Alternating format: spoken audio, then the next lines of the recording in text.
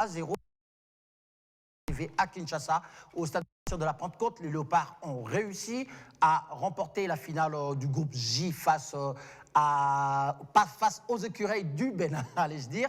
Mais il y a encore un problème qui persiste. Le barrage, c'est pour le mois de mars 2022. Les tirages au sort, c'est le 18 décembre prochain.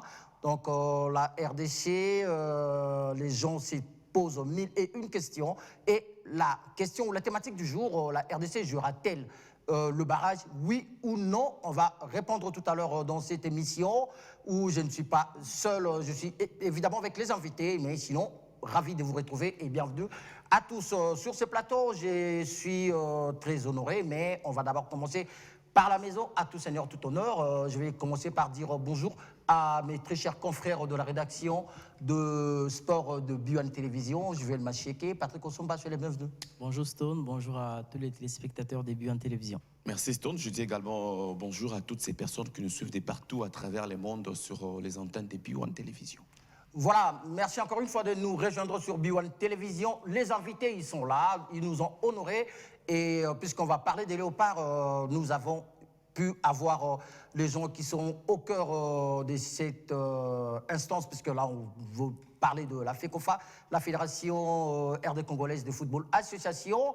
On a pu avoir l'ambassadeur du football RD congolais, pour ne pas dire l'ambassadeur des Léopards, Monsieur Roger Itoto, ancien capitaine de l'équipe nationale internationale congolais. Je ne sais pas, aujourd'hui, il est là, je ne sais pas, philanthrope, je ne sais pas, consultant. Donc, il a tellement de titres, ce sera à lui de nous préciser tout à l'heure. Bonjour et bienvenue à vous, Roger Itoto. Merci Stone, merci de m'avoir invité. Ok, super. On a également celui qu'on a toujours cherché, Monsieur Freddy Mbumbu, vous, avec qui on a suivi les matchs. Vous avez estimé que le joueur était lourd. Mais lui, il est là avec nous pour nous expliquer. Aujourd'hui, c'est le cuisinier de l'équipe nationale des Léopards. Lui, on l'appelle Tony Mbongo. Bonjour et bienvenue à vous, Monsieur Tony Mbongo. Bonjour à vous. Je suis content d'être parmi vous. Voilà, donc comprenez que ça sera une émission qui va tourner juste et seulement autour des Léopards et d'essayer de répondre dans cette question. D'entrée de jeu, on va directement prendre M. Roger Itoto. Vous avez vu la thématique et la question vous sera directement posée à vous, l'ambassadeur. Pourquoi? Parce que vous êtes censé faire un travail pour essayer de convaincre, entre guillemets, c'est ça qu'on nous dit. Mais je ne sais pas, vous savez votre job description. C'est à vous de nous expliquer aujourd'hui c'est quoi le travail d'un ambassadeur de football ou d'une équipe nationale. Et on va le faire tout à l'heure, mais d'emblée, la question est de rester de savoir si la RDC va-t-elle jouer réellement le barrage au mois de mars prochain lors de dernier match qui reste, puisque le Bénin a déposé une plainte à la FIFA contre la RDC. C'est tout à fait normal qu'ils puissent poser la plainte, mais nous, sur le terrain, regardant la RDC a gagné ce match par 2-0. Toutes les stipulations qu'il y a tout autour, je pense qu'il ne faut pas tenir compte, parce que normalement, c'est le rôle des arbitres de pouvoir compter, regarder le nombre de joueurs qui sont rentrés. Donc, à partir de là, s'il y a une amende sur la RDC, mais dire que on va être éliminé parce qu'il y a eu cette erreur qui a été faite par le corps arbitrage. Là, c'est un peu gros parce qu'il y a un moment donné, il faut un peu laisser le football congolais. On a tellement eu de moments difficiles. Là, les joueurs, ils ont fait les jobs, ils ont fait tout ce qu'il fallait sur le terrain. Le gouvernement, ils ont mis les moyens, la FECOFA. Donc, à partir de là, sur le terrain, nous avons gagné. Donc, pour moi, je ne me pose pas de questions. Je sais que la RDC... Elle va jouer le prochain match pour les amateurs à la Coupe du Monde. Le tirage, ce sera le 18 décembre. Oui. Voilà, donc là, vous avez eu le point de vue de M. Roger Itoto. Mais maintenant, on va aller dans la cuisine de l'équipe nationale des Léopards. C'est M. Tony, je répète encore une fois que vous êtes cuisinier de l'équipe nationale. Quelle magie avez-vous fait pour essayer d'aller remporter d'abord le match là-bas? Parce que on est en train... Au fait, les Congolais ont l'habitude de critiquer l'alimentation de nos joueurs. Mais vous, vous êtes là, c'est vous les cuisiniers. Et lors de la dernière rencontre, on a estimé qu'il y avait... Le joueur était lourd. Ils ont mangé en retard ou ils avaient mal mangé. Qu'allez-vous dire à ces gens-là qui ont supputé autour de leur alimentation? Non, du tout. Je ne crois pas que le joueur était lourd. C'est peut-être l'avis du public comme ça, mais les joueurs ont été préparés. Nous avons tenu à ce qu'ils soient en état donc en état pour livrer le match. Ça n'est pas seulement dimanche dernier, mais cette préparation, c'était depuis les stages de Tunisie que nous avons un cahier des charges qui doit respecter la préparation des joueurs en amont, avant donc qu'ils soient livrés aux tactiques que le coach leur donne. Mais voilà, donc la tactique de jeu, là, ça vient après, mais il faut essayer un peu de nous expliquer comment ça se passe l'alimentation d'un joueur qui est sélectionné à l'équipe nationale.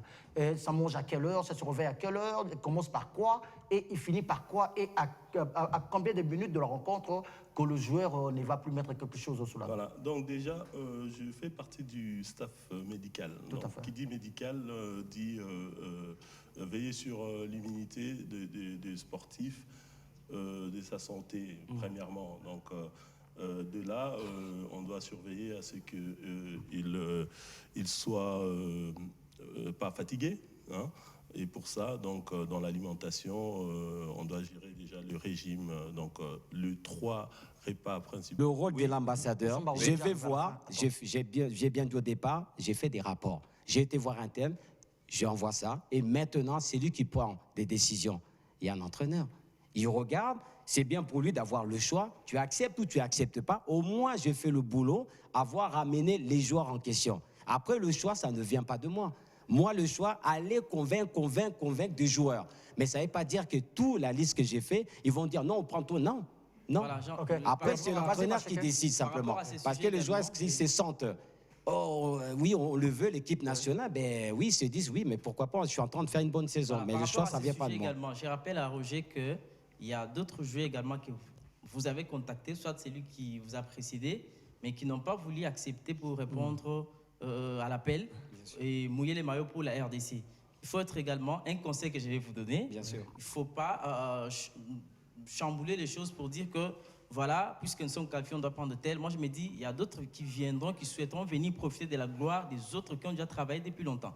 Par rapport à ça, il faut faire un choix. Et s'il faut prendre, moi, je pense qu'il faut privilégier également ces groupes qui a travaillé pour arriver à ces résultats-là. Voilà, par rapport au barrage. Non, c'est important. Oui, rapidement, c'est important ce qu'il vient de dire. Le reste, tu vas garder, tu vas la voir dans une autre émission. Ça, je suis important. Réponds rapidement. Ouais, c'est important, parce que, alors, rappelez-vous bien, je vous ai bien dit, c'est quoi mon rôle? C'est moi qui décide pour prendre des joueurs, ou mon rôle, c'est aller superviser?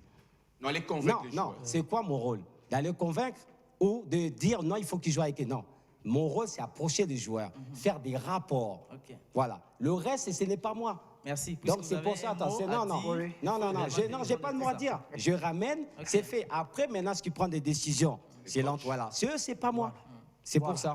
Voilà, non, je vais m'acheter. En tout cas, Roger nous a promis qu'il est avec nous ici à Kinshasa jusqu'au 5 décembre. Donc, on pourra avoir l'occasion de le revoir encore une fois. Roger Toto, encore une fois, j'aimerais que vous rassuriez aux Congolais qu'on va jouer le barrage. Bien sûr, c'est sur le terrain, qu'est-ce qu'a fait? On a fait quoi la RDC? On a gagné 2-0. Donc, s'il y avait un partout, peut-être qu'ils peuvent s'accrocher là-dessus. Mais sur le terrain, on a fait le job, on a gagné. Donc, à partir de là, non, pour moi, je vais à 100%. Je sais que le 23, les RDC, pour moi, ils doivent jouer les barrages. Voilà, donc, merci infiniment à vous, Roger Toto et Tony Mbongo. Donc, c'est votre palais, c'est pas la dernière fois, donc venez quand vous voulez. Chaque fois que vous avez quelque chose à dire, appelez-nous, on sera là pour vous recevoir. Merci également à vous, Juvel Macheke et Patrick Ossouma. Merci à toute l'équipe technique. En tout cas, nous avons été honorés aujourd'hui avec ces grands plateaux. Donc, les Léopards seront bel et bien au barrage des éliminatoires de la Coupe du Monde Qatar 2022. Encore une fois, toute l'équipe technique dirigée par les mains de maître Héritier Nguizaji. Merci et encore une fois, bon samedi et bon week-end chez vous.